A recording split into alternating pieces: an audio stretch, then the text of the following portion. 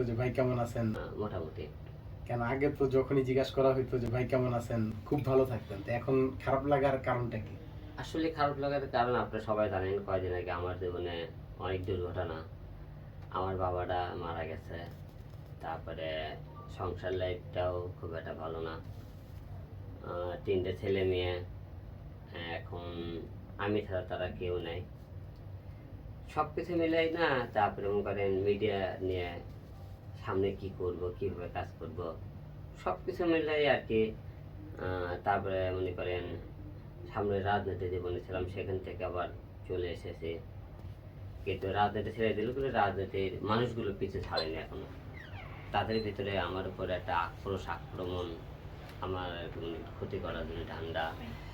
এক শ্রেণীর লোক মনে করেন হিরো আলমের রূপ নেয়, চেয়ার নেয়, টাকা নেয়, কেন এত এবং এত সাহস, এত টাকা কোত্থেকে আসতেছে, যে সামনের দিকে তাকে এত টর্চারিং করা হইতেছে, সে কেন হ্যারাসমেন্ট করা যাইতেছে না। সব কিছু মিলে না জীবনের সাথে যুদ্ধ করে চলতেছি। যুদ্ধ করে এখনো আমার জীবনে যুদ্ধ থামেনি। এবং উপরে ওঠার যে সিঁড়িটা, আমি জন্মের পর থেকেই মনে করেন একাই সংগ্রাম করে এতদূর এনেছি।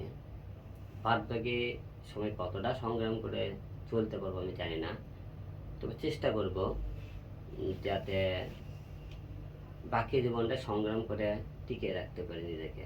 আচ্ছা, এই যে হিরো আলম ছোটবেলা থেকেই স্ট্রাগল করেছে এবং একা একাই কিন্তু সংগ্রাম করেছে। তো এই সংগ্রাম করার পরে একটা সময় কিন্তু আমরা দেখেছি যে দীর্ঘ 10-11 বছর সে মানে সফলতার সাথে কাজ করেছে।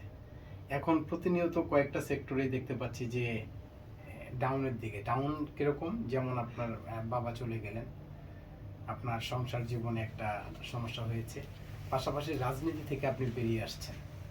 এই যে যে মানে একটা জায়গায় আসার পরে মানে পিছনে চলে আসা, এটাকে কিভাবে দেখছেন? আসলে সংসার, বাবা এবং প্রতিটা লোকে পৃথিবীতে চিরকাল বেঁচে থাকে না। কেউ না কেউ কিন্তু একদিন এই পৃথিবী থেকে চলে যেতে হবে।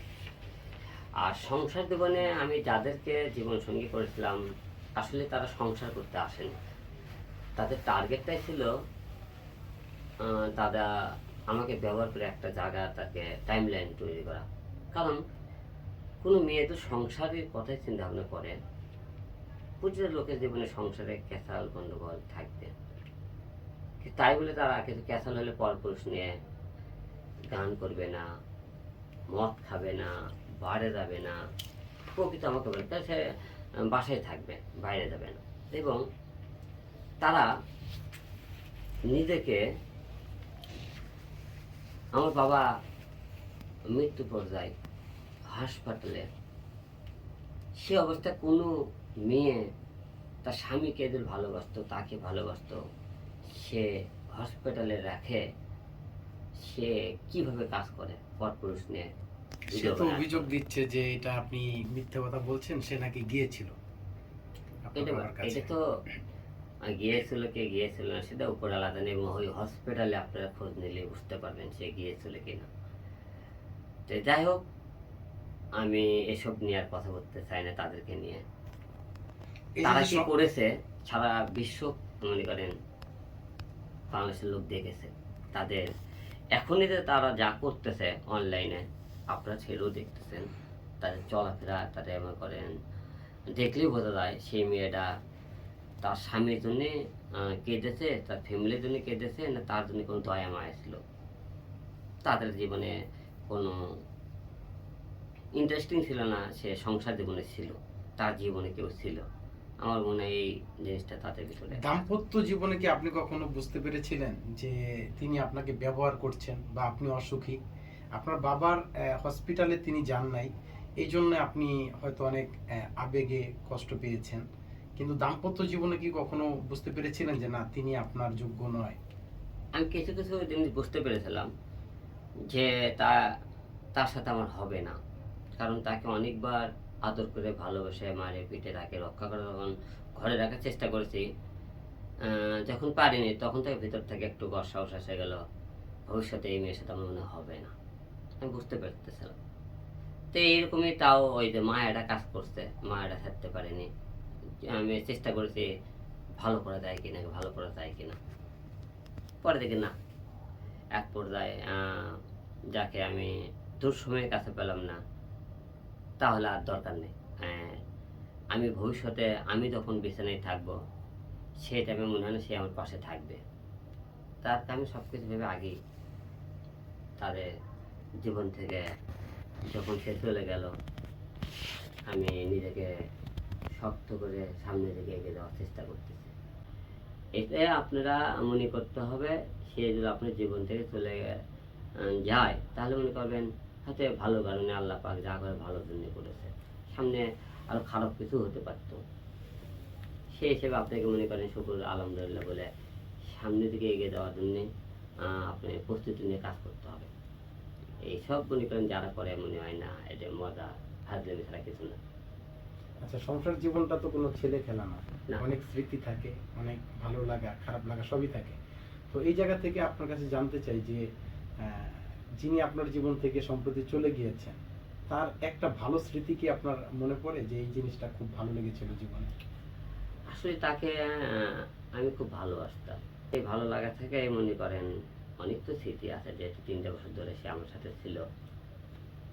অবশ্যই তার জীবনে অনেক স্মৃতি এখনো মনে পড়ে। যে একেবারে যে সে তাই আমার জীবনে খারাপ কিছু করেছে তা না, অবশ্যই স্মৃতি অনেক কিছু আছে, নাহলে 3টে বছর ধরে তার সাথে থাকতে পারতাম না।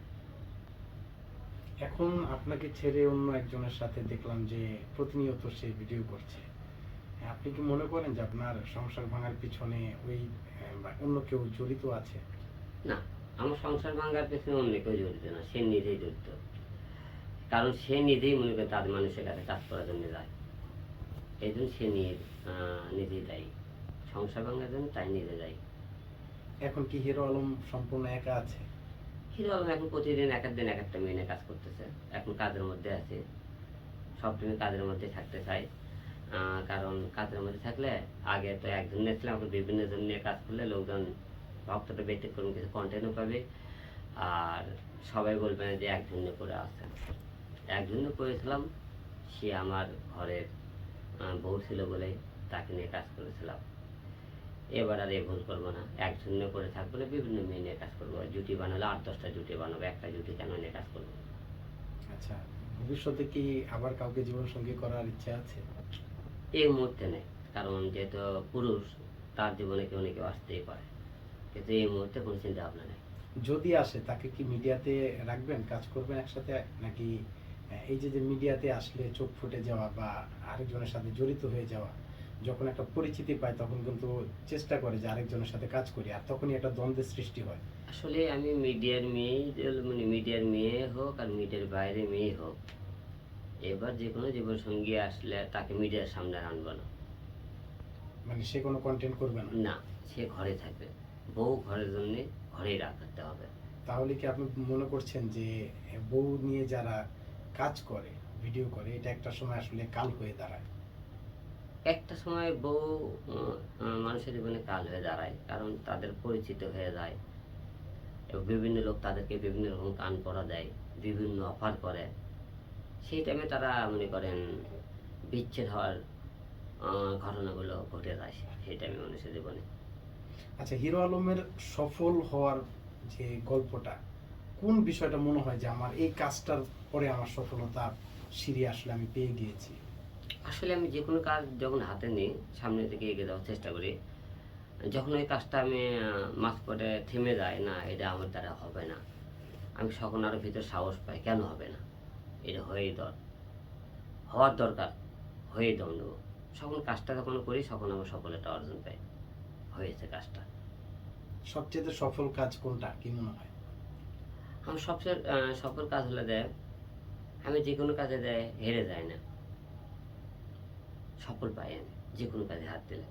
ব্যর্থটা আমার জীবনে হয় না, সফল হয় বেশি, কিন্তু একটু কষ্ট হয়, পরিশ্রম হয়, লাঞ্ছিত হই, হয়তো অনেক মনে করেন পরিশ্রম করি, কিন্তু সফলতা আমি এনে দম নিই।